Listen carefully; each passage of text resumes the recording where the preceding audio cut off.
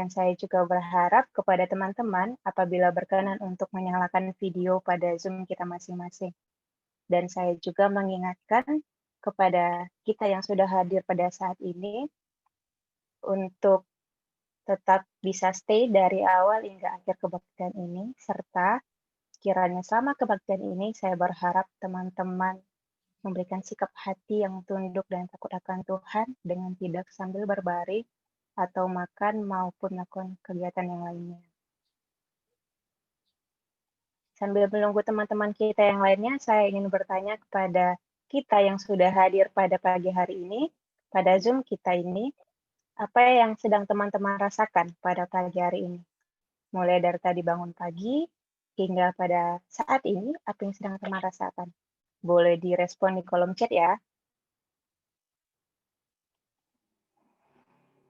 Ya, ada yang mengatakan bersyukur, terberkati, sungguh bersyukur.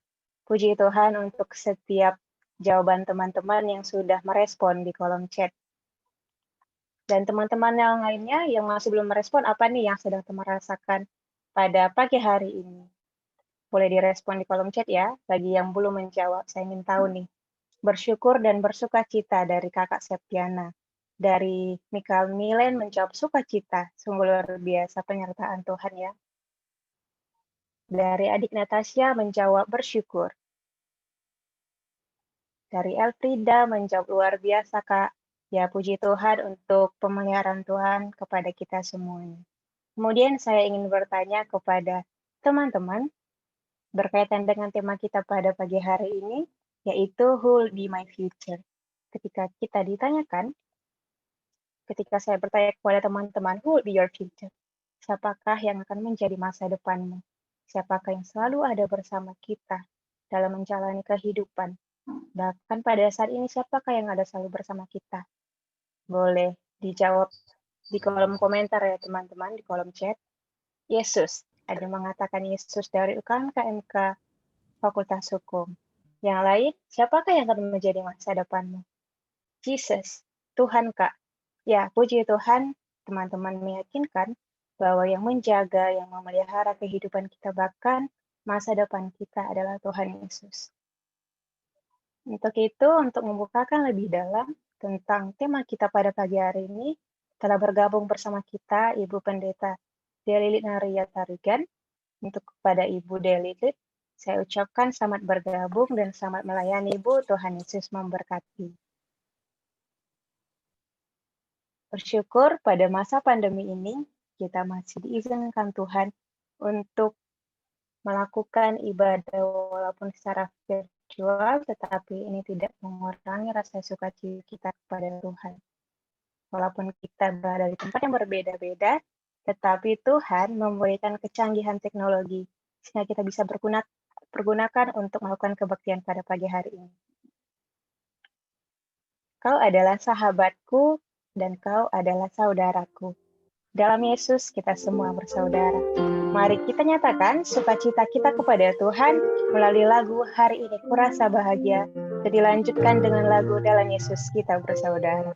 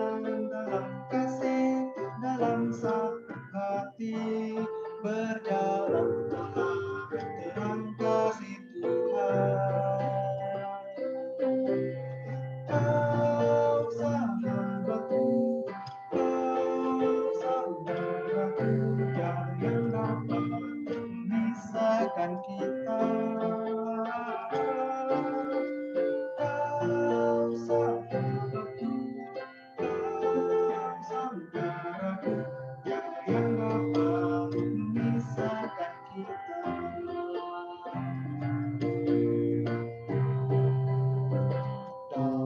Yesus kita bersaudara. Dalam Yesus kita bersaudara. Dalam Yesus kita bersaudara. Sekarang dan selamanya. Dalam Yesus kita bersaudara.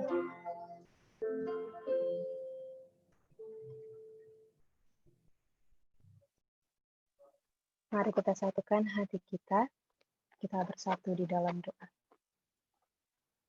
Kami puji, kami sembah Engkau ya Allah, Allah pemelihara kehidupan kami. Engkau Allah yang selalu setia, kalaupun kami sering tidak setia kepadamu. Kami bersungguh bersyukur ya Tuhan, Tuhan mengizinkan kami untuk boleh beribadah secara virtual pada pagi hari ini. Kiranya ini tidak mengurangi rasa sukacita kami untuk bersyukur, untuk berkumpul, memuji dan memuliakan nama Tuhan. Biarlah Tuhan, anak-anak Tuhan yang boleh hadir pada kebaktian hari ini. Setiap mata boleh melihat, setiap telinga boleh mendengar. Bahkan setiap hati kami boleh menerima kebenaran firman Tuhan. Serta ya Tuhan, jagai juga ibadah ini dari awal, pertengahan hingga akhir nantinya. Segala kuasa yang berasal dari si jahat yang berniat mengganggu ibadah ini, ditolak dalam nama Tuhan Yesus. Kami sungguh percaya Engkau yang menjagai kebaktian ini, ya Tuhan Yesus. Untuk teman-teman kami yang belum hadir, kiranya Tuhan yang boleh menggerakkan hati mereka untuk boleh hadir pada kebaktian pada hari ini, ya Tuhan Yesus. Bapa yang baik, kami menserahkan kebaktian ini dalam tangan pengasihan Tuhan. Kami percayakan ibadah ini dalam tangan pengasihan ya Tuhan. Dalam nama Yesus Kristus, kami berdoa dan mengucap syukur. Amin. Dia adalah Allah yang kasih, Allah yang sangat mengasihi manusia. Oleh karena kasihnya itu, dia mengorbankan anaknya yang tunggal, Tuhan Yesus Kristus, untuk mati di kayu salib menebus kita manusia yang berdosa. Bukan karena kebaikan kita, bukan karena perbuatan kita bisa diselamatkan, tetapi hanya oleh darahnya kita bisa diselamatkan. Kasihnya yang mengubahkan, bahkan memulihkan hidup kita. Hanya oleh karena anugerahnya sematalah kita diselamatkan. Itu semua hanya oleh kuasa darah Yesus. Mari kita naikkan syukur dan penyembahan kita kepada Tuhan dengan menyanyikan lagu oleh kuasa darahnya. Dan selepas lagu ini, saya mengundang Ibu Deli Maria Tarikat untuk membuka kebenaran firman Tuhan.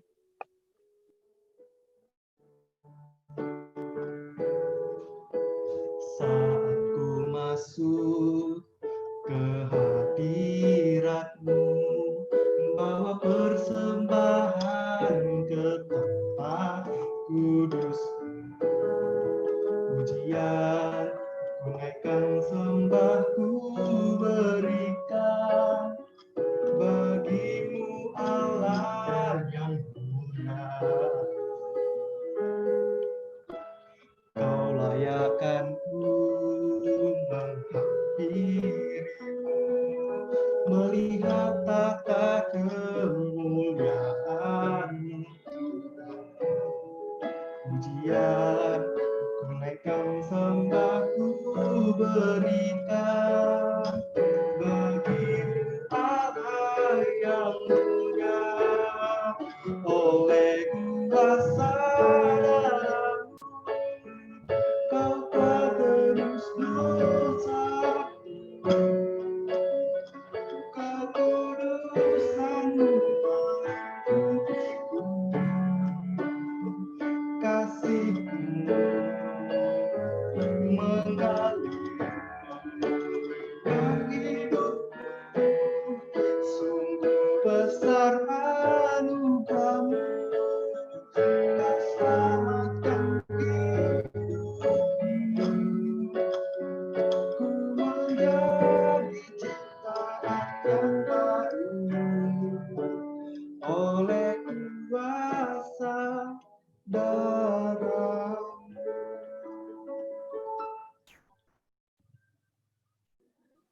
Terpujilah Tuhan. Mari kita satukan, nanti kita berdoa meminta hikmat, kekuatan, pengertian dari Tuhan. Kita berdoa. Terpujilah Engkau ya Tuhan, Allah yang menjadi sumber kekuatan, sumber hikmat, sumber segala sumber dalam kehidupan kami. Allah yang begitu kasih sehingga di dalam situasi pandemi ini pun Tuhan, Engkau mampukan, Engkau taruhkan kerinduan bagi kami untuk tak bersekutu memuji memuliakan Engkau. Bapa di surga, sebentar kami akan mendengarkan firman Tuhan. Berbicaralah Engkau bagi kami pribadi lepas pribadi. Pakai dan urapilah hamba-Mu yang sederhana ini. Menjadi alat dalam tangan kuasa Tuhan. Menyampaikan isi hati Tuhan. Dan berilah kepada kami Bapa kekuatan dan kemampuan. Bahkan jamah hati kami. Untuk dapat menerima kebenaran. Mengerjakan, melakukannya dalam hidup kami. Kami tahu musuh kami si iblis tidak senang melihat hati kami kepada kami mengerti firman Allah, dia akan berusaha menghalangi kami. Tetapi Engkau berkata kepada kami, tunduklah kepada Allah, lawanlah iblis, maka dia akan mati. Dengan berpegang kepada janji dan firman Tuhan, kami mengikat, kami menolak segala kuasa penguasa kegelapan, kami perintahkan dan tinggalkan kami.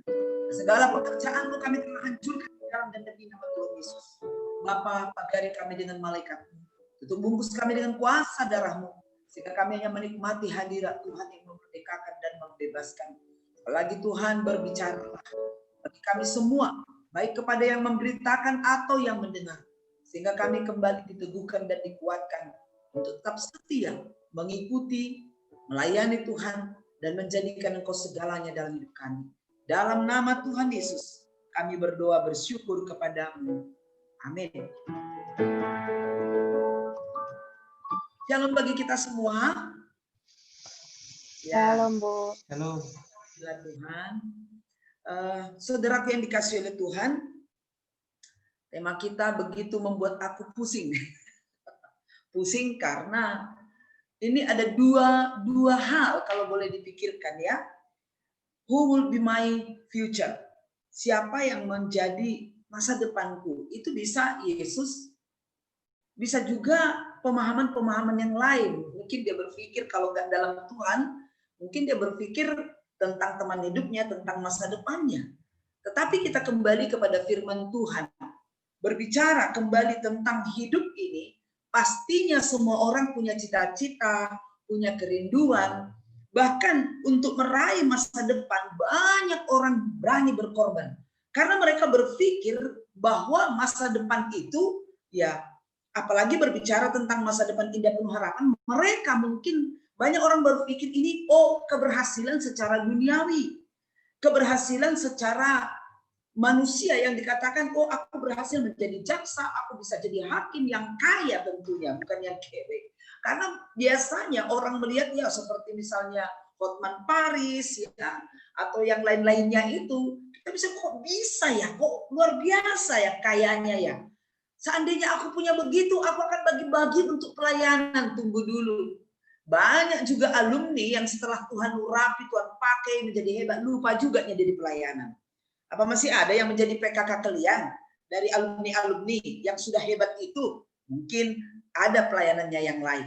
Tetapi, saudaraku dikasih oleh Tuhan, demi meraih masa depan, semua orang, ya masa depan yang cerah dan luar biasa itu, pasti semua orang bekerja keras, berjuang keras. Bahkan para orang tua juga siap menyekolahkan anaknya sampai ke luar negeri dengan satu tujuan, dengan satu harapan supaya kelak anak-anaknya ini mendapat pekerjaan yang terbaik sehingga masa depan hidupnya terjamin.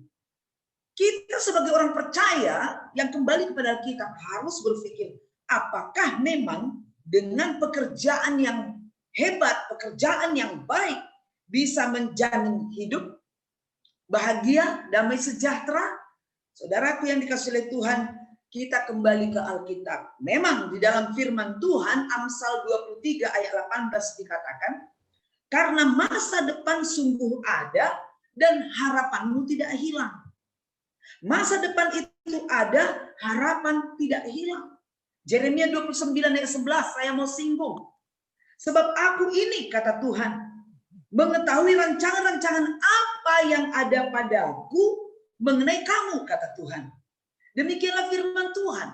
yaitu rancangan damai sejahtera dan bukan rancangan kecelakaan, untuk memberikan kepadamu masa depan yang indah, masa depan yang penuh harapan. Saudaraku yang dikasihi oleh Tuhan,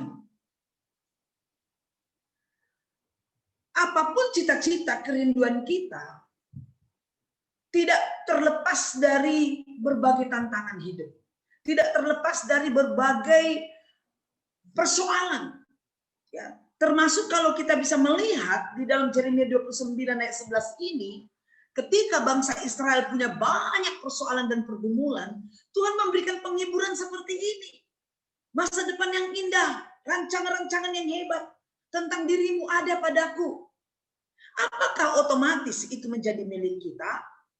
Ayat sebelumnya, ayat sebelum, berarti bukan ayat sebelumnya, selanjutnya dalam ayat 12 dan 14, itu ditekankan pertobatan. Artinya apa? Untuk menggapai masa depan yang indah penuh harapan, perlu adanya pertobatan. Ayat 12. Yeremia 29. Dan apabila kamu berseru dan datang untuk berdoa kepadaku, maka aku akan mendengarkan kamu. Dan apabila kamu mencari aku, kamu akan menemukan aku. Apabila kamu menanyakan aku dengan segenap hati. Apa yang kita lihat di sini? Saudara yang dikasihi oleh Tuhan, kembali kita kepada apa yang menjadi rancangan Tuhan dalam hidup kita. Manusia boleh merencanakan, manusia boleh membuat program-program untuk keberhasilan masa depannya. Tetapi kita harus kembali kepada apa yang menjadi rancangan Tuhan dalam hidup kita. Saya yakin gak semua orang mau datang kepada Tuhan, meminta Tuhan campur tangan, karena merasa pasti banyak hal-hal yang harus dilakukan. Tetapi siapapun saudara yang mendengar hari ini, saya tidak percaya Tuhan memilihmu untuk mendengarkan kebenaran ini. Kita perlu tahu di awal itu, bahwa Allah menciptakan segala sesuatunya begitu mulia dan baik.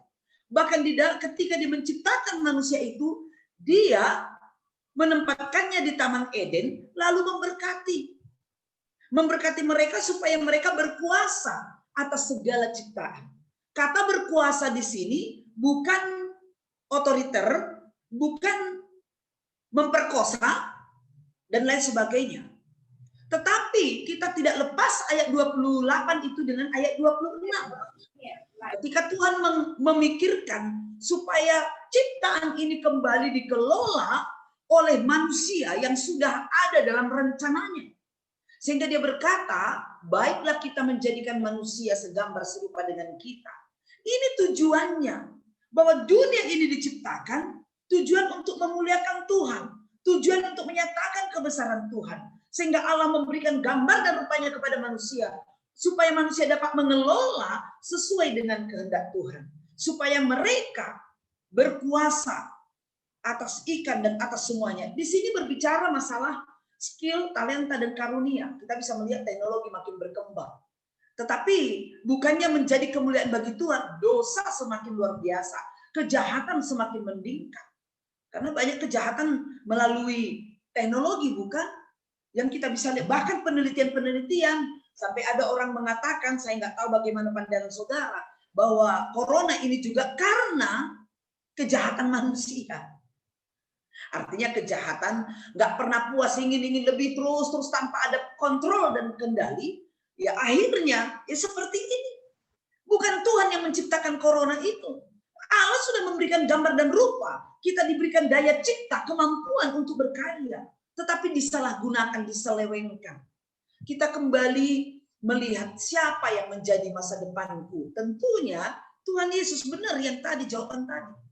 Tapi apakah segampang itu kita menjadikan Yesus masa depan? Nggak usah jauh-jauh dulu. Kira-kira dalam proses belajar sekarang ini dengan daring, apakah saudara menjadikan Yesus segalanya?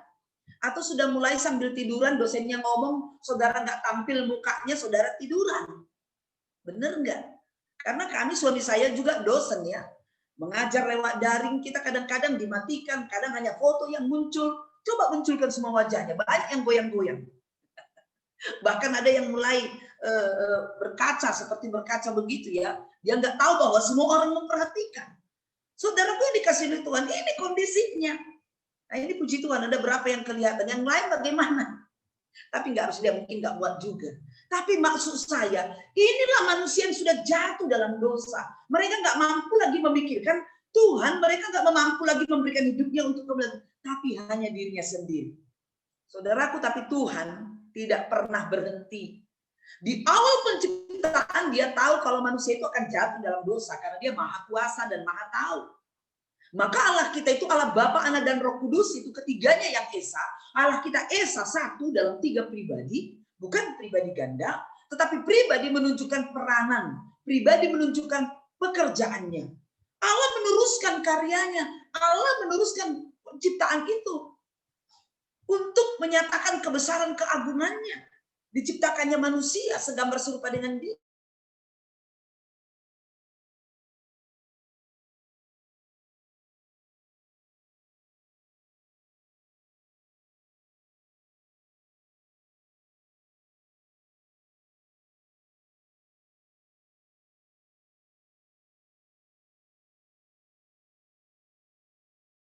Berjuang untuk menata masa depannya, masuk di fakultas hukum. Tujuannya supaya aku nanti bisa jadi jaksa. Di awal itu idealis dia. Aku akan menjadi jaksa yang takut Tuhan. Aku akan jadi hakim yang akan memutuskan setiap keputusan-keputusan baik. Aku akan menjadi hakim seperti Deborah, ya kan? Hakim di dalam Alkitab ini yang membawa kedamaian. Sekarang bisa idealis.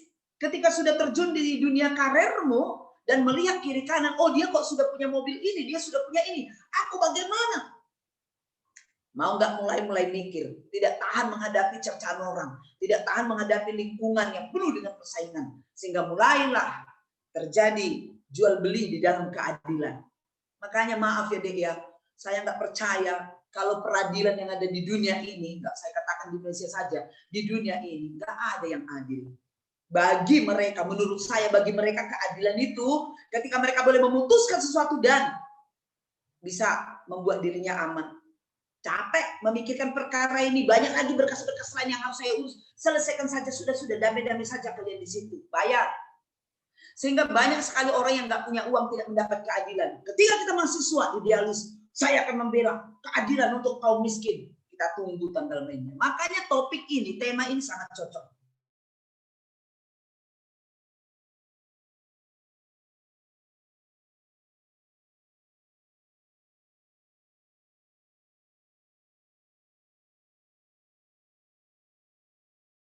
Ini dasarnya. Tidak seorang pun yang pernah melihat Allah, tetapi anak tunggal Allah yang ada di pangkuan Bapa, dialah yang menyatakannya. Allah itu kasih adanya. Setelah manusia terpisah dari dosa, manusia kehilangan arah. Efesus 2:1-3 menyatakan bahwa manusia hidup di dalam dosa, dihidupkan oleh dosa, menghidupi dosa dan budak dosa. Efesus pasal 2 ayat 1-3. Sehingga manusia itu menjadi apa? Penyembah-penyembah setan. Penyembah-penyembah berhala, melakukan apapun yang diinginkan oleh setan, melukai hati Tuhan. Karena kita biji matanya Allah. Tetapi Tuhan tahu bahwa manusia yang diciptakan segambar serupa dengan dia tidak pernah sejahtera melakukan dosa apapun ceritanya. Sejahat apapun orang melakukan dosa, preman-preman itu lakukan dosa. Aduh, agak gua ngamar dosa biar tahunya dia, tapi dilakukan lagi. Semua manusia terikat. Allah mengasihi manusia, Allah tidak mau manusia binasa, Allah tidak mau manusia masuk neraka, Allah gak mau kalau manusia itu menjadi budak dosa. Apa yang dilakukan Tuhan? Makanya dikatakan di sini gak ada yang kenal Tuhan. Tapi Yesus datang ke dunia, dia adalah pribadi kedua dari Allah Tritunggal. Allah menjadi manusia. Siapa Yesus ini? Allah. Dalam ayat 1, Yohanes 1 ayat 1-3 itu dikatakan bahwa dia bersama-sama dengan Allah dan dia adalah Allah. Tidak ada satu pun jadi tanpa dia. Ini menunjukkan bahwa Yesus itu adalah Allah. Pribadi kedua dari Allah Tritunggal. Tetapi tugasnya sebagai juru selamat, maka dia harus turun ke bumi. Menjadi sama dengan kita mengambil rupa seorang hamba. Saudara yang dikasih oleh Tuhan. Untuk apa Yesus datang ke dunia ini? Untuk memulihkan kembali relasi hubungan kita dengan Allah. Itulah sebabnya saudara dikatakan bahwa Yesus itu ketika dia mati maka kuasa seluruh dosa kita yang ditimpakan kepadanya, ya, kuasa dosa dimatikan dalam diri kita. Ketika Yesus mati di salib, sesungguhnya 1 Petrus 3:18 itu, semua dosa kita ditimpakan kepadanya. Karena dosa inilah yang menghambat hubungan kita dengan Tuhan. Dosa inilah yang menghalangi pemahaman kita tentang Allah. Dosa inilah yang membuat kita tidak mampu melakukan kehendak Allah. Tahu kita yang baik, tapi dosa yang kita lakukan, Allah sangat mengasihi kita. Sehingga dosa harus dihancurkan, dosa harus diselesaikan. Bagaimana caranya? Dengan mempersembahkan binatang-binatang tidak mungkin. Maka Allah sendiri mengambil satu sikap berinisiatif, menyerahkan anaknya yang tunggal itu, jadi 3:16. Mati bagi kita. Dia datang untuk yang pertama untuk menanggung segala hutang dosa kita. Kira-kira apa yang menjadi dosa kita? Dalam pikiran, perkataan, perbuatan, sikap, tingkah laku, cita-cita kita, apa yang menjadi dosa kita yang menentang Allah, yang berontak kepada Allah? Saudaraku yang dulu, dosamu yang dulu sekarang, selama di bumi ini, adakah yang menjamin kita untuk tidak berdosa? Tidak ada yang bisa menjamin itu. Tetapi Yesus dikatakan mati untuk segala dosa kita. Dosa yang dulu, sekarang, dan selama kita hidup di bumi, ditimpakan kepadanya sekali untuk selamanya. Itulah sebabnya dia menjalani salib penyalipan. Jangan lupa via dolorosa, jangan lupa apa yang diperbuat Tuhan bagimu. Inilah dasarnya untuk kita bisa menjadikan Yesus masa depanku. Kalau kita nggak mengerti pengorbanan Tuhan Yesus, kalau Roh Kudus tidak memberikan pengertian dan kita tidak percaya, bagaimana mungkin Yesus masa depan kita? Kita akan menjadi orang yang munafik. Karena itu saudara berdoalah untuk memahami firman Tuhan ini. Apa yang diperbuat Tuhan bagimu untuk boleh kita menjadikan Yesus masa depan kita? Apa yang menjadi yang harus kita lakukan supaya Yesus mau menjadi masa depan kita? Karena dosa adalah kenajisan, Allah benci dengan dosa. Karena dosa adalah pengkhianatan terhadap Tuhan. Dosa pelanggaran terhadap hukum Allah. Dosa najis di hadapan Tuhan. Dia benci kepada dosa karena Allah yang kita sembah itu adalah Allah yang kudus. Tetapi karena kasih yang besar itu, dia rela datang ke dunia menjadi manusia dan akhirnya disalibkan. Salib adalah lambang kutuk. Terkutuklah orang yang disalib. Yesus adalah Allah. Dia rela menjadi kutuk. Dia rela jadi kutuk karena kita. Karena saudara dan saya. Saudaraku, tujuannya apa? Karena upah dosa itu adalah maut. Dosa memisahkan kita dari Allah. Maka harus ada bayaran yang setimpal. Mata ganti mata, gigi ganti gigi. Itu kan manusia pertama yang membuat kita jatuh dalam dosa Adam dan Hawa. Maka harus ada manusia untuk menyelesaikan itu. Siapa? Semua manusia sudah berdosa. Maka Allah berinisiatif menjadi manusia. Sebagai manusia dia tidak berdosa. Tetapi sebagai manusia dia mengerti cobaan dan tantangan. Bukankah dia dicobai sejak dia lahir di muka bumi ini? Fitnahan, hinaan, ejekan. Ada begitu banyak pengkhianatan dari orang-orang yang dekat dengan dia. Semua dialaminya. Ketika dia ditimpakan dosa kita semua, lalu dia diadili dan dihakimi. Adakah murid-murid mendampingi dia? Adakah orang yang menyertai dia? Semuanya lari. Tetapi dia tetap setia karena dia tahu bahwa dia ditugaskan kedatangan yang pertama menjadi juru selamat, menyelesaikan hutang dosamu dan dosaku. Karena dia sangat cinta kepadamu, karena dia sangat cinta kepada kita. Maka sekalipun dia sendiri, sekalipun dia ditinggalkan oleh yang lain, dia tak fokus menyelesaikan tugas yang diberikan oleh Allah kepada dia. Menjadi juru selamat. Saudaraku, mulai dari ada di bumi, dicobai di padang gurun, sampai kepada hendak memasuki penyalipan, dia harus juga bergumul semalaman di Taman Getsemani sampai peluhnya seperti titik-titik darah.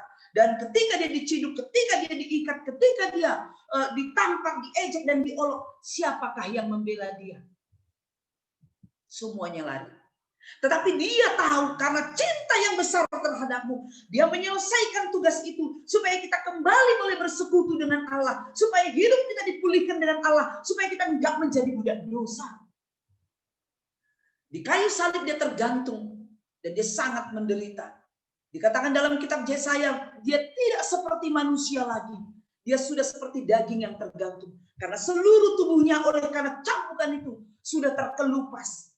tangan yang dipaku, dengan tangannya dipaku, kakinya dipaku, dengan mahkota duri, ditusuk lagi dengan tombak. Semua dialami penderitaan itu, saudara. Saudaraku yang dikasihi oleh Tuhan. Pada menjelang akhir hidupnya dia berkata, tetelestai, di tengah-tengah kehidupan yang begitu sulit untuk bernapas karena degup jantung yang semakin cepat karena tidak ada darah yang bisa dialirkan lagi sebab sudah terkuras habis. Tetapi dia dengan teriakan yang luar biasa dia berteriak, tetelestai. Apa artinya? Sudah selesai.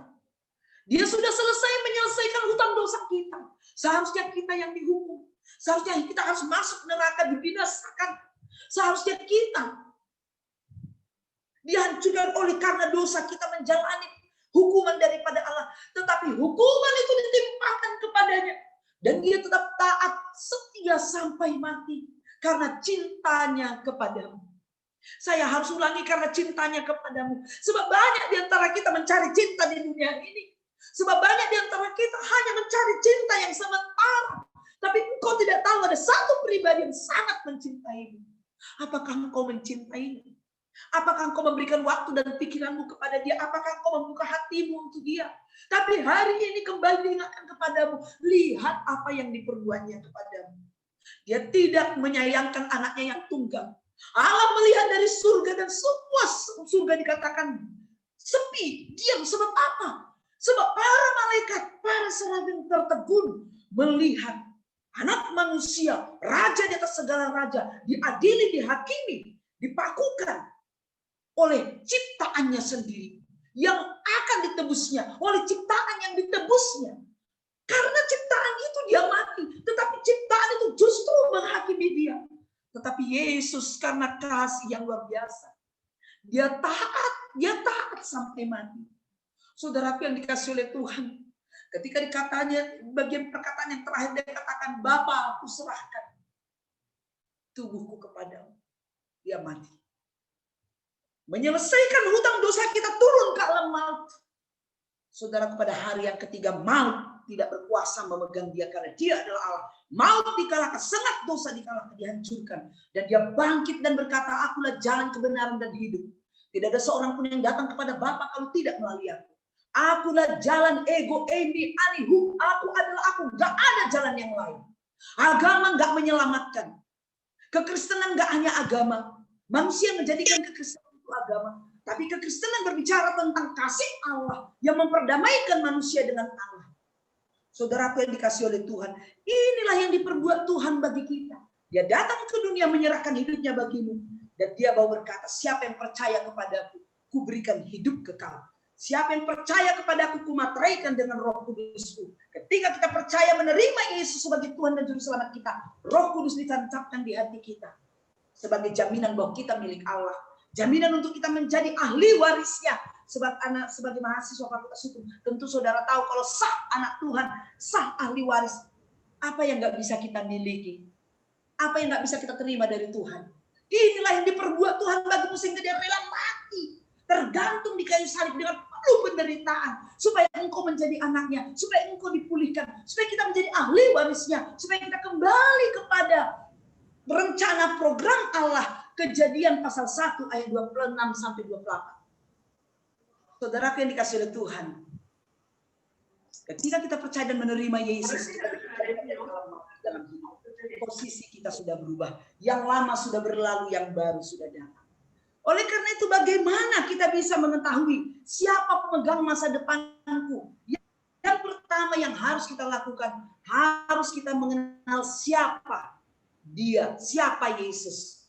Apa yang diperbuatnya bagi kita. Dan dia sudah tunjukkan melalui kematiannya, penyalipannya, penderitaannya. Tapi dia sudah mengalahkan maut itu.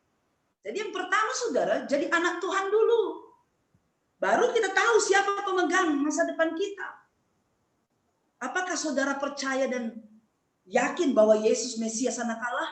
Apakah saudara percaya bahwa hanya Yesus Juru Selamat? Apakah saudara percaya dia Allah yang rela mati bagimu, bagi dosa kita? Dan dia mengalahkan maut dan bangkit? Apakah saudara percaya? Kata percaya pistepo, percaya bahwa tidak ada yang lain. Holat Yesus, hanya Yesus. Jadi kalau kita percaya hanya Yesus, jangan pergi ke dunia gadgetmu. Kalau susah, kalau sedih, kalau punya persoalan, jangan curhat-curhat di Facebook, sebab curhatan kita hanya sama Tuhan. Kalau kita masih curhat dan cari orang lain untuk kita mungkin jadi ngerumpi, curhat untuk menyelesaikan masalah kita, padahal kita hanya untuk mencari pembelaan. Tanyalah dirimu, kalau masih seperti itu nggak layak jadi anak Tuhan. Hari ini kalau saudara mau percaya dan menerima Yesus, jadikan dia juru selamatmu, tidak ada yang lain. Kalau ada jimat-jimatmu, buang. Kalau masih percaya engkau dengan masa-masa hari-hari dengan buang semua, hanya Yesus. Hola Yesus do hubay dongakku, iya kan? Tidak ada yang lain. Kalau masih kita buat yang lain, oh gadgetku ini, sahabatku yang setia, saudara engkau telah menghina Tuhan. Itu pistevo, percaya dan mengandalkan Tuhan. Meraih masa depanmu, banyak tantangan, andalkan Tuhan. Dan yang ketiga, yakin, percaya, memiliki hidup kekal, hamulur. Karena di dalam Yesus ada hidup. Hidup itu terang manusia. Di dalam Yesus ada hidup kekal. Kalau kita percaya sama Yesus, kita terima Yesus, hidup kekal itu ada sama kita. Jadi kita yakin, mati kapan saja, di mana saja, di dalam Yesus, pasti masuk surga. Masuk surga bukan karena perbuatan, bukan karena usaha, bukan karena pelayanan. Tapi si leon-leon debata pemberian Tuhan, anugerah. Enak ya jadi anak Tuhan. Masuk surga murah, percaya Yesus. Tapi lihat apa yang diperbuat Tuhan untuk bisa kita masuk ke sana. Di situ titiknya. Di situ masalahnya. Bukan masalah enaknya. Saudaraku yang dikasihi oleh Tuhan. Kalau kita sudah menjadi anak Tuhan, dikatakan di sini waktu kita percaya dan terima Yesus. Tetapi semua orang yang percaya, yang menerimanya diberi kuasa supaya menjadi anak-anak. Ada kuasa legal dia. Resmi. Ada kuasa sah. Tetapi semua orang yang menerimanya diberinya kuasa menjadi anak-anak Allah. Siapa itu? Yaitu mereka yang percaya dalam namanya. Mereka yang percaya dalam namanya. Jadi nggak ada yang lain. Hanya percaya dan menerima Yesus. Di dalam Galatia 4 ayat 6 dikatakan. Karena kamu adalah anak, maka Allah menyuruh roh anaknya ke dalam hati kita. Sehingga kita bisa berseru ya Aba ya Bapa. Dan jika kita adalah anak, Roma 8 ayat 17, maka kita juga ahli warisnya. Janji Tuhan menjadi milik kita. Kadang-kadang orang berpikir, oh ini teologi kemakmuran. Bukan. Janji kita menjadi pemilik janji Allah, ditetapkan menjadi pemenang bakal lebih daripada pemenang. Ini yang pertama, yang harus kita alami, yang harus kita miliki jikalau kita mau mengetahui siapa pemegang masa depanku. Jadi anak dulu. Sudah jadi anak. Yang kedua, maka kita harus bertumbuh di dalam dia. Saya yakin orang tua kita, kalau kita ngompeng sampai sekarang, ngompol sudah seumur 20 tahun pasti sedih. Tuhan lebih lagi. Dia sudah menebus kita dengan darah yang mahal. Supaya kita menjadi anaknya. Maka menjadi anak Tuhan kita harus bertumbuh dan menjadi dewasa. Di dalam Kolose itu dikatakan supaya kita berakar di dalam dia, dibangun di atas dia. Tuhan merindukan pertumbuhan iman. Jadi nggak cukup hanya percaya menerima Yesus selama hidup di bumi. Masuk surga cukup. Nggak perlu ditambahkan. Nggak perlu mesti dibaptis selam. Nggak perlu mesti berbahasa roh. Itu menurut iman saya ya. Keyakinan teologi saya. Hanya percaya surga. Tetapi di bumi kita harus masuk kembali ke sekolahnya Tuhan. Karena dia mau kita berakar, bertumbuh dan berbuah. Kenapa harus bertumbuh dan menjadi dewasa? Supaya dia bisa mempercayakan pekerjaan yang besar kepada kita. Maka dikatakannya setia dalam perkara yang kecil diberi perkara yang besar. Maksudnya di sini kalau kita setia untuk hal-hal yang kecil nanti akan dipercayakan perkara-perkara yang besar untuk kita kerjakan. Banyak orang menjadi takut dan ciut, yuk capeklah nanti, susahlah nanti. Ini nggak anak Tuhan ini. Kalau dia sudah anak Tuhan, roh Tuhan ada padanya, dia mau untuk apa? Lebih lagi. Karena Tuhan katakan apa? Kamulah bangsa terpilih, imamat rajani, umat yang kudus, kepunyaan Allah. Ngapain? Untuk melakukan perbuatan besar, melakukan perkara besar. Jaksa, hakim, hanya instrumen, hanya alat untuk engkau ada di sana. Seandainya ya kepribadian Ahok, ya dia takut Tuhan. Seandainya seperti itu hakim, gimana ya, goncang nggak Indonesia ya? Kenapa Indonesia seperti ini? Kadang-kadang kita sedih. Tidak ada yang berani mengungkapkan kebenaran, diancam sedikit takut. Ahok karena percaya sama Tuhan, dia takut dengan ancaman bunuh. Enggak. Karena dia siap mati untuk Tuhan. Karena dia tahu bahwa dia hidup di bumi ini punya tujuan yang jelas. Memuliakan Tuhan. Waktu Allah menciptakan kita, tujuannya memuliakan Tuhan. Ada pertanyaan mahasiswa begini. Apakah Tuhan itu kurang mulia sehingga diciptakannya manusia untuk memuliakan dia? Bukan. Allah menciptakan manusia menjadi objek kasihnya. Dia memberikan segala sesuatunya kepada manusia. Tujuannya apa? Supaya manusia ini kembali memuliakan Tuhan. Dengan dia memuliakan Tuhan, kemuliaan Allah turun atas dia. Inilah yang diinginkan Tuhan bagi kita, saudara. Supaya kita bertumbuh, dikatakan. Ada 3 hal yang harus kita perhatikan. Saya kasihkan 3 hal. Bagaimana kita bisa menjadikan Tuhan itu menjadi, kalau kita katakan Yesus masa depanku, Yesus tujuan hidupku, Yesus pemegang masa depanku, maka 3 hal ini harus kita lakukan. Yang pertama, setelah kita percaya dan terima Yesus, prioritaskan Tuhan. Kita harus menjadikan Tuhan itu yang terutama. Kita jadikan Tuhan itu yang terutama. Ini berbicara masalah HPDT.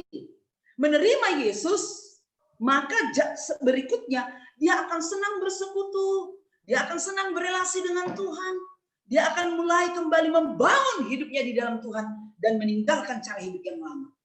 3 sarana yang diberikan Tuhan dalam ber-HPDT. Doa, firman Tuhan Alkitab, dan Roh Kudus. Doa saudara sudah tahu, tentunya kita buat doa. Tentu baca Alkitab, merenungkan Alkitab. Melakukan Alkitab itu Roh Kudus, pimpinan Roh Kudus. Melakukan sesuai dengan kehendak Allah. Ini yang dikatakan apa? Masa depan kita itu dimiliki Tuhan, maka kita diawali dari prioritas. Yeremia 29 itu kan dikatakannya begini. Aku mengetahui rancangan-rancangan yang ada padaku tentang dirimu. Jadi rancangan masa depan kita itu sudah ada sama Tuhan. Kalau sudah ada sama Tuhan rancangannya tentang kita, mungkin saudara hanya pengen jadi jaksa. Padahal Tuhan akan lakukan lebih lagi. Kita nggak tahu, jangan-jangan lebih menjadi gubernur. Nggak bisa kita batasi Tuhan. Karena banyak hal yang mau Tuhan singkapkan. Maka perlu kita berelasi dengan Tuhan. Sehingga Tuhan kembali menyingkapkan rahasianya. Kita perlu bersekutu dengan Tuhan supaya kita tahu pikiran Tuhan, hati Tuhan. Saudara yang dikasih oleh Tuhan, prioritaskan Tuhan dalam hidupmu. Yang kedua, miliki karakter dan kepribadian Tuhan. Kalau mau menjadikan masa depan itu adalah Yesus, pemegang hidup kita, di depan itu adalah Yesus, maka milikilah karakter kepribadian Tuhan. Di dalam Roma 12, berubahlah oleh pembaharuan budimu. Kalau sudah terima Yesus, Roh Kudus ada di hati kita, tapi kedagingan kita, hawa nafsu masih hidup. Namun matikan dan buang. Tunduklah kepada keinginan roh. Jadi belajarlah kita untuk tidak lagi menipu, berbohong, belajarlah kita jujur. Jangan hal kecil ya, mungkin orang lain nggak melihat kita. Ada di situ HP adikmu atau abangmu, ada uang mama di situ. Hal kecil loh. Disuruh kita belanja, tapi kita korupsi misalnya. Ini kecil. Nanti ketika besar, engkau jadi koruptor. Kenapa banyak koruptor itu? Pasti dari kecilnya itu. Kita ini mulai dididik Tuhan sekarang. Milikilah karakter Tuhan, pikiran Kristus, perasaan Kristus. Di dalam Alkitab ini dikatakan bahwa kita ini bukan hanya secara jasmani aja, tapi rohani ini penting. Makanya penting HPDT tadi, lalu karakternya diperbaiki. Karena Tuhan katakan apa? Kita harus berubah oleh pembaharuan budi. Karakter Kristus. Sehingga kita jujur, integritas, setia, taat, rendah hati, miliki. Saudaraku yang dikasih Tuhan, yang ketiga, bertumbuh ke segala arah. Pemilik masa depan Tuhan, tapi dia minta kita kerja keras loh. Dia minta kita berjuang. Dia minta kita mengalahkan kemalasan. Maka dikatakan bertumbuhlah ke segala arah dalam Efesus pasal 4 ayat 5. Kita bertumbuh di dalam segala hal ke arah Dia. Bangun relasi dengan semua orang. Walaupun kita di rumah, jangan hanya dunia gadget, nonton-nonton, tapi mulai cari siapa yang bisa teman-teman kita. Kita harus berhikmat, berrelasi dengan banyak orang, baik bergaul dengan semua orang. Kita nggak tahu terjadi apa yang terjadi besok. Bangunlah keahlianmu. Bangun keahlianmu dengan berbagai keahlian ya, talenta, karunia. Jangan diam-diam saja. Aku pengen kali bergitar lah, tapi nggak mau melatih. Musik itu alat pergaulan juga. Coba kalau kalian pintar musik, di mana-mana dibutuhkan. Dipanggil, ayo ada kebaktian nanti sini. Oh, Sian itu main musik. Mulailah kita kenalan dengan orang, berelasi dengan orang. Kalau nggak ada skill kita gimana? Anak Tuhan itu harus memiliki banyak skill. Gali talentamu. Saudara yang dikasih oleh Tuhan, yang keempat, menggapai semua ini bukan berarti nggak ada tantangan. Ada tantangan. Tetapi dalam Amsal itu dikatakan ketika kita menghadapi tantangan, Amsal 23 ayat 12, arahkanlah perhatianmu kepada didikan dan telingamu kepada kata-kata pengetahuan. Jadi arahkan hatimu kepada didikan Tuhan. Persoalan-persoalan itu evaluasi juga. Kalau itu karena dosamu, berubah dan bertobat. Perbaiki, dan perbaiki. Tuhan menyesah anak yang dikasihinya. Kita ini kalau berdosa, nggak masuk neraka, tapi dididik Tuhan. Dipukul Tuhan, disesah. Supaya kita kembali sadar dan bertobat. Dalam Ibrani pasal 12 itu dikatakan, jangan anggap enteng dengan didikan Tuhan. Ya, jangan anggap enteng. Coba pelajari, pernahkah kita melakukan kesalahan yang berakibat masalah dalam hidup kita? Kenapa aku lakukan gini? Contoh kecil aja, ujian. Sekarang kita santai-santai, masih lama ke ujian, nantilah. Dengan satu program seminggu sebelum ujian nanti aku akan belajar. Kita kan nggak tahu apa yang terjadi besok. Begitu udah banyak rentetan masalah, akhirnya apa? Aduh, kenapa aku menunda ya? Menderita, bukan? Nilaimu E keluar. Lalu siapa yang kita salahin? Padahal aku sudah melayani, padahal aku sudah baca firman Tuhan, sudah berdoa. Tuhan katakan kerja. Saudara, saya bersyukur dengan seorang hamba Tuhan bilang begini sama anaknya. Nakku, aku bapakmu pendeta. Gak bisa tolong kau di kampus. Belajar kau sungguh-sungguh. Aku berdoa untukmu. Siapkan ladangmu, hujan turun. Amin. Dalam hati aja aminnya. Siapkan ladangmu, hujan turun. Skillmu tingkatkan. Karunia-karunia cari. Karena dunia sekarang persaingan. Jangan anak Tuhan menjadi yang terkecil, nggak dipakai. Karena apa? Nggak ada skillnya. Kepribadian penting, tapi skill juga penting. Tuhan menyempurnakan. Oleh karena itu saudaraku dikasih oleh Tuhan, Tuhan sering sekali mengizinkan tantangan cobaan bagi kita. Jangan menyesal. Maka dikatakan di sini, di dalam bagian berikutnya, jangan putus asa apabila engkau diperingatkannya. Kalau Tuhan memperingatkan kita, ditegur misalnya, dikritik misalnya, jangan putus asa. Kembali lagi, katakan Yesus terima kasih, berpikir positif. Ini anak-anak Tuhan. Pengkhotbah pasal 10 ayat 10. Ini paling luar biasa dikatakan apa? Jika besi menjadi tumpul dan tidak diasah, maka orang harus memperbesar tenaga. Kalau kita nggak melatih diri kita sekarang, nanti ketika kau sudah alumni, kemana aku? Lamar sana, lamar sini, nggak masuk. Siapa yang salah? Mulai sekarang, gali potensi yang ada dalam dirimu. Maka dikatakan, tetapi yang terpenting untuk berhasil adalah hikmat. Saya ulangi ya, jika besi menjadi tumpul dan tidak diasah, maka orang harus memperbesar tenaganya. Tetapi yang terpenting untuk berhasil adalah hikmat. Takut akan Tuhan mulai daripada hikmat. Saudaraku yang dikasih oleh Tuhan, siapa yang akan menjadi masa depanku? Jawabannya betul, Yesus. Bagaimana kita bisa menjadikan Yesus masa depan kita? Terima dia sebagai Tuhan dan Juru Selamat pribadimu. Karena Yesus sanggup menjawab, karena Yesus sanggup mengubah, karena Yesus sanggup menyembuhkan. Dia Allah yang maha dahsyat dan luar biasa. Rancangan-rancangan yang ada tentang kamu ada pada dia. Oleh karena itu saudaraku yang dikasihi oleh Tuhan, mari kembali datang kepada Tuhan. Karena dia sanggup melakukan lebih daripada yang kita pikirkan atau doakan. Solusi apa?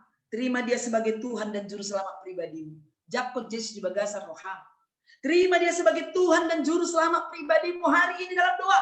Yesus, aku percaya kepadamu. Aku mau tinggalkan segala sifat manusia lamaku. Aku tinggalkan dosaku. Terima Engkau sebagai Tuhan dan Juru Selamat pribadiku dalam doa.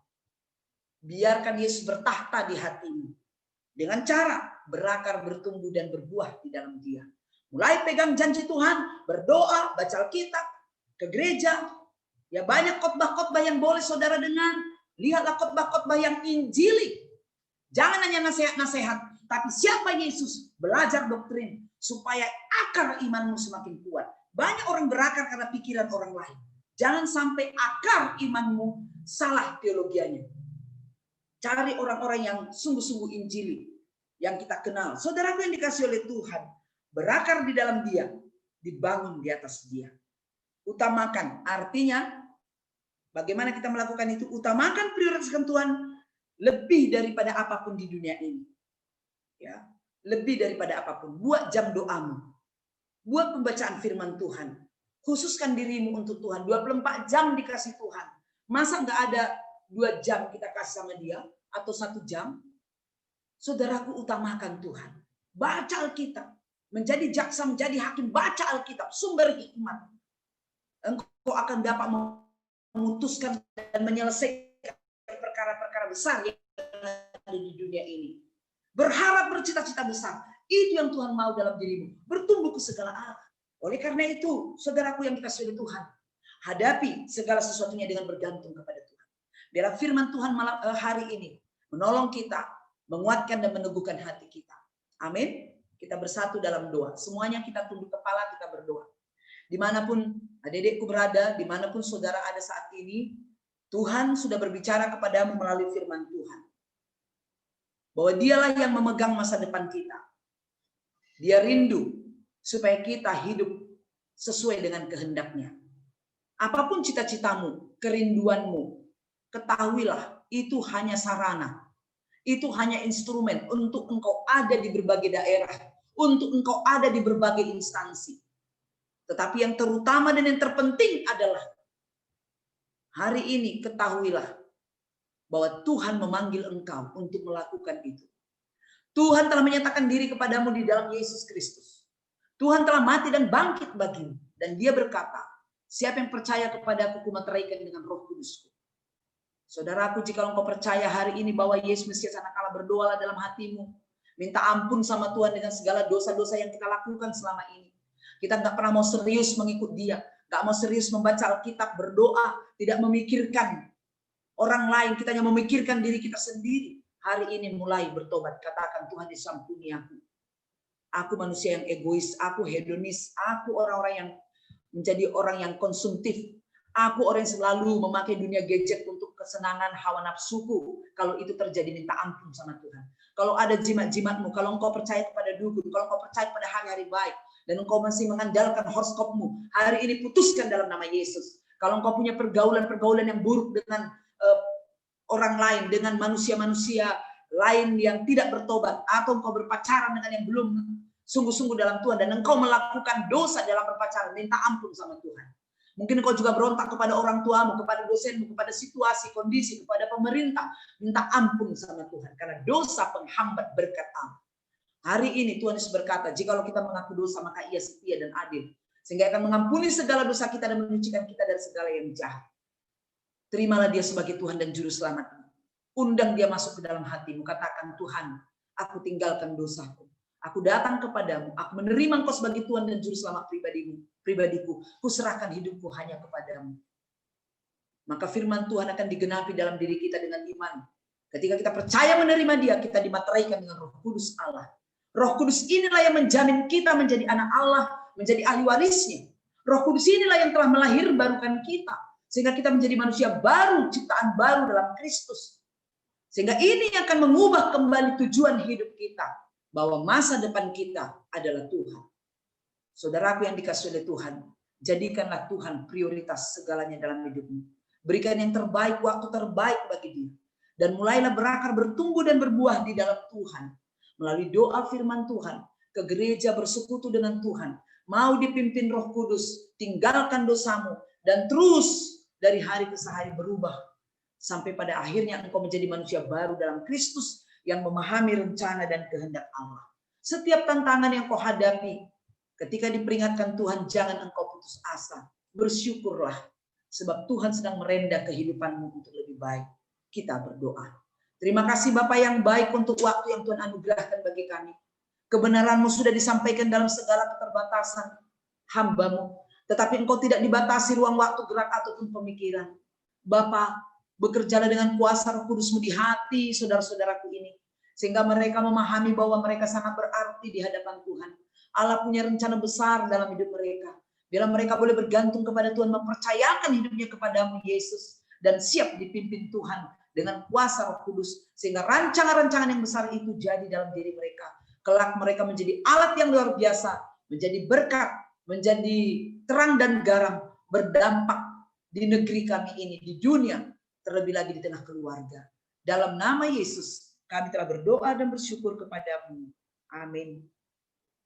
Kami kembalikan kepada MC.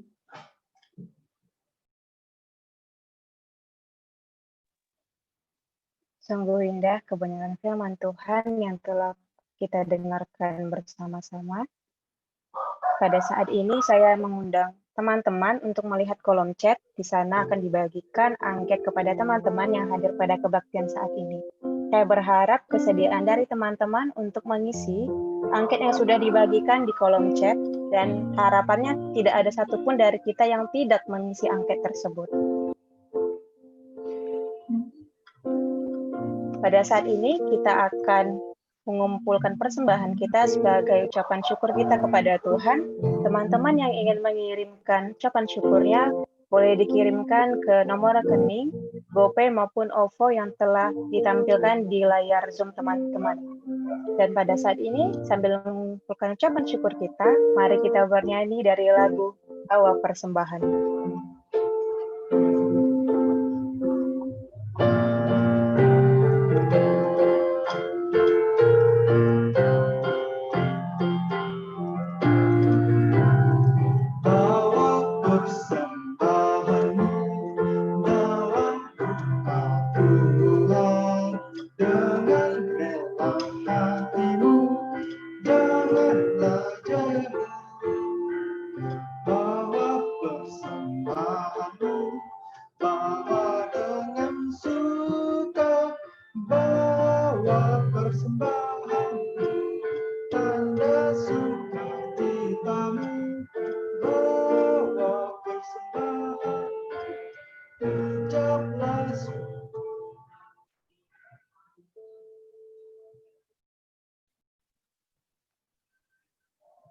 Warta Kebaktian Sabtu 7 November tahun 2020, kami mengucapkan selamat ulang tahun bagi teman-teman yang berulang tahun di bulan November ini.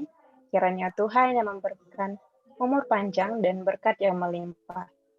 Tuhan Yesus memberkati.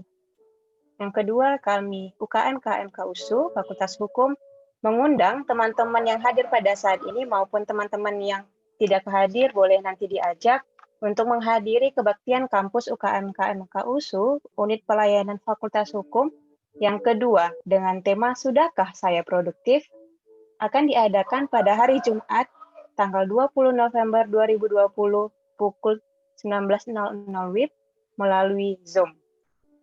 Kemudian, saya juga mengajak para calon pemimpin kelompok kecil untuk menghadiri pertemuan CPKK yang akan dilaksanakan pada hari Sabtu, 7 November 2020, pukul 13.00 WIB pada hari ini, yaitu melalui Zoom. Demikian warta kebaktian yang dapat saya bacakan.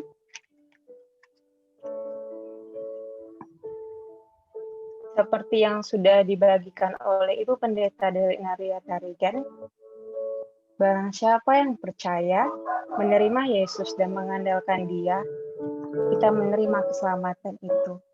Kita menjadi anak-anak Tuhan. Sebagai anak-anak Tuhan, Bapa selalu setia dan bertanggung jawab penuh atas kehidupan anak-anaknya. Mari kita sebagai anak-anak Tuhan menyerahkan hidup kita, apapun yang menjadi pengharapanmu, apapun yang menjadi cita-citamu, bahkan masa depanmu. Mari kita serahkan sepenuhnya ke dalam tangan pengasihan Tuhan. Kiranya kita mau mengambil komitmen untuk menerima Yesus sebagai satu-satunya juru selamat dalam kehidupan kita. Kuasanya terlebih besar daripada ketakutanmu, kecemasanmu, bahkan kekhawatiranmu. Karena hidup kita adalah miliknya. Mari kita angkat komitmen kita pada Tuhan dengan menyanyikan lagu Tuhan inilah hidupku. Selepas lagu ini, saya mengundang Ibu Pendeta Delina Tarigan untuk kebaktian ini di dalam doa. Tuhan, inilah hidupku. Ku serahkan padamu segala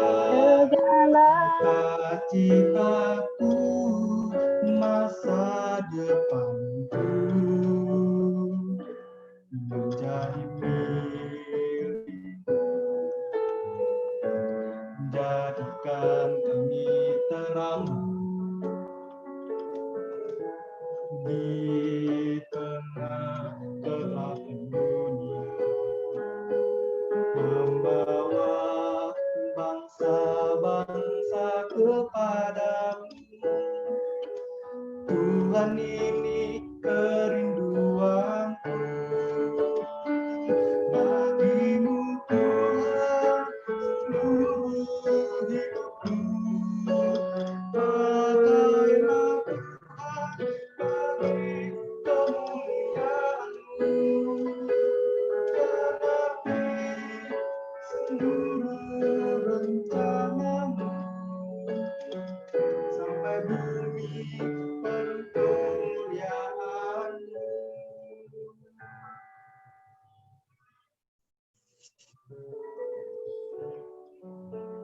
Mari kita bersatu dalam doa. Terpujilah Engkau ya Tuhan Allah yang sungguh mengasihi kami.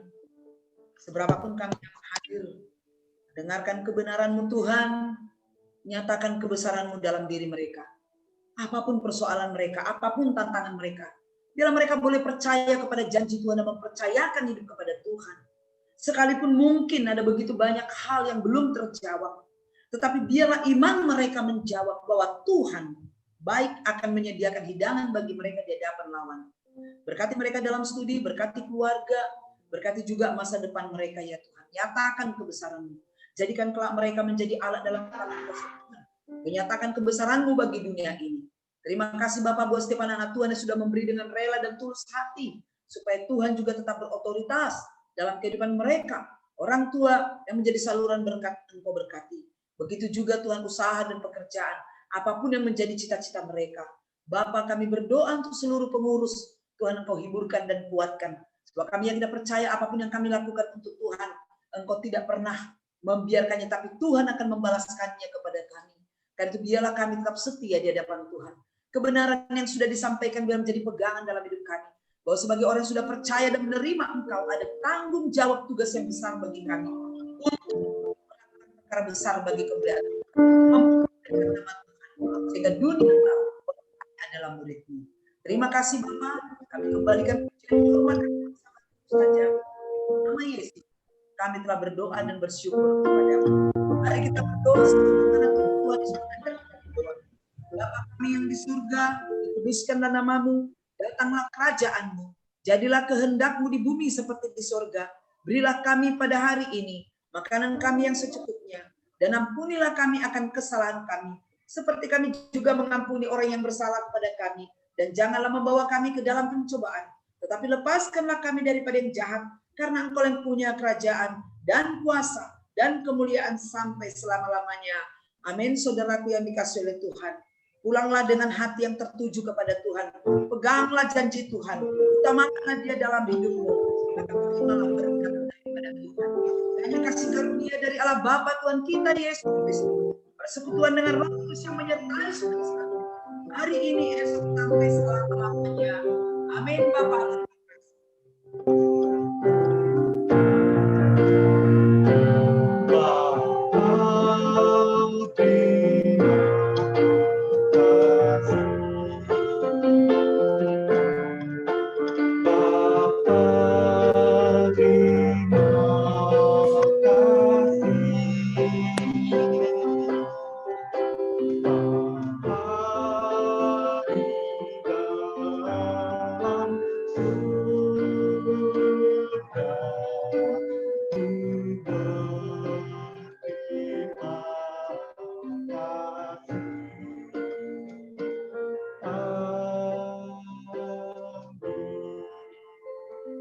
Amin. Tuhan Yesus memberkati. Shalom. Semangat semua. Shalom. Shalom. Terima kasih untuk teman-teman yang sudah mau memberikan waktunya untuk bersekutu memuji Tuhan pada kebaktian kita yang pertama di semester B ini. Dan saya mengucapkan terima kasih kepada Ibu Pendeta Dilnaria Tarigan untuk pelayanannya pada hari ini. Terima kasih sama-sama. Tuhan berkati. Dan kembali saya mengingatkan untuk teman-teman yang masih berada di room Zoom ini untuk tidak lupa untuk mengisi angket kebaktian yang telah dibagikan di kolom chat. Dan harapannya kita semua boleh mengisi angket tersebut untuk follow up yang akan dilakukan dalam UKM-KMK Fakultas Hukum.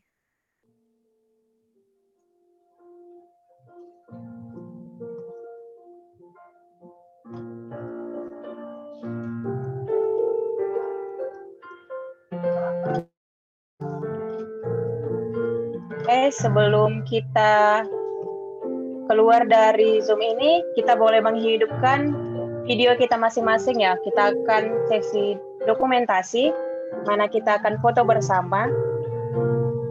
Bagi teman-teman yang masih belum menghidupkan, boleh dihidupkan videonya. Kita akan dokumentasi untuk kebaktian pertama.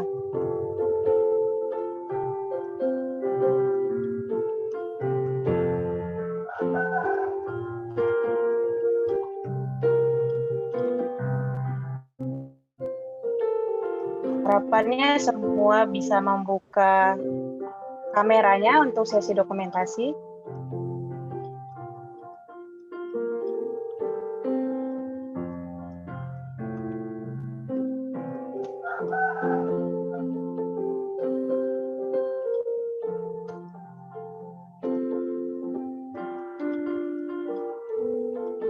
Ya, untuk Emri boleh di screenshot ya, Dek, semua peserta yang hadir pada hari ini.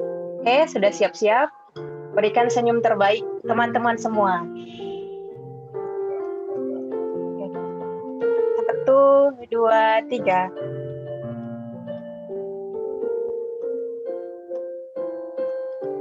Oke, sekali lagi. 1, 2, 3.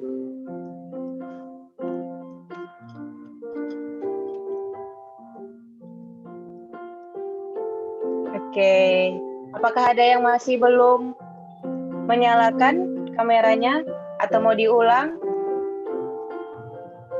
Oke, saya rasa cukup. Terima kasih untuk kehadirannya teman-teman. Kiranya firman Tuhan yang sudah dibagikan boleh kita merenunginya dan mengambil